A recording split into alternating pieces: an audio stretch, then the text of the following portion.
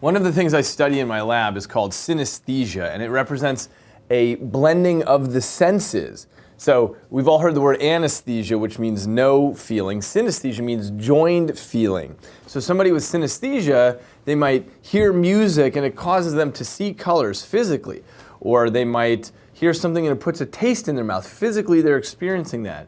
Or they might eat something and it puts a feeling on their fingertips. The most common forms of synesthesia have to do with overlearned sequences like letters or numbers or weekdays or months triggering a color experience. So somebody might look at the number 6 and that's red to that synesthete, or they look at the letter J and that's purple.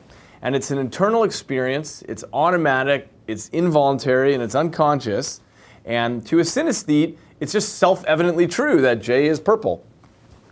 And it used to be thought, this was very rare, the original estimates were 1 in 20,000, but we now know it's quite common. It's probably up to 4% of the population has some form of synesthesia. There are many different forms, essentially any cross-blending of the senses that you can think of.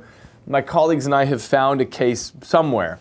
So we now know it's very common, and the reason it's so interesting to me is because it's a very good inroad into understanding how different brains can perceive reality differently. So you're sitting here, your neighbor's sitting here, and you're both looking at the same thing, and yet you're seeing the world very differently.